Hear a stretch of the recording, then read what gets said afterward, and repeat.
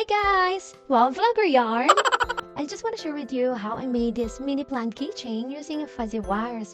Okay, ang una kong ginawa, nagupit ako ng kahon. Siguro tansya po mga kulong-kulong sa ruler yan. Wow, tinansya ng jambi. O hindi, 8.5 inches ang length ng kahon na ginamit ko dyan. Sa 2 piraso yung ginapit ko. And then, roll ko lang yan. Ikot-ikot lang. Kumuha ko ng brown na fuzzy wire. Then, ikot-ikot lang. Ikot-ikot. Yan. And then, dikit natin. Siyempre, using glue gun na may stick glue siyempre. Alam naman, gumamit ka niyan. Tapos wala akong stick glue na ba? So, yan. Dikit lang natin. Kapag kulang. And then, tagdag tayo ng fuzzy wire. And then, ikot ulit. Ikot. Ikot. Yan, then dikit-dikit. Wala naman talaga akong balak mag-voiceover kasi alam nyo na hindi naman ganun kagandahan yung tenga nyo. Oh no! Ay, hindi. Yung boses ko.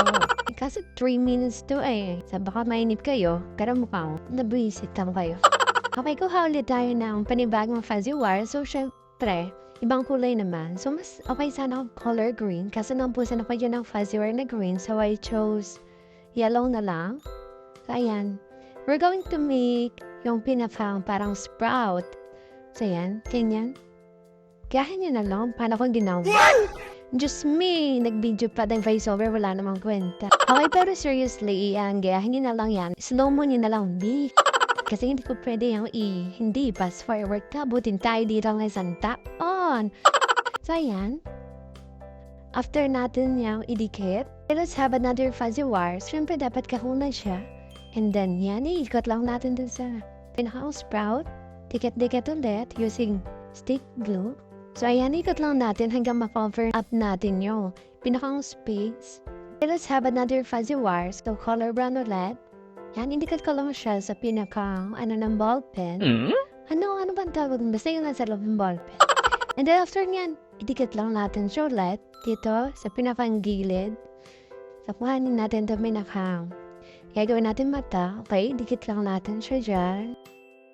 And then, of course, we need another fuzzy wire for the mouth part. So, yan, sinindihan ko lang bin ako. B. Oo, B, napasok na ako dyan. Hindi lang halata. Hindi ba naman, hindi agad ginamitan ng plies para hindi mapasok. Kapit lang natin. And then, putol na. And yan, bala yung ginawa kong fur cheeks na yan. Pinasok ko din siya using lighter. Tapos, saka ko dinikit.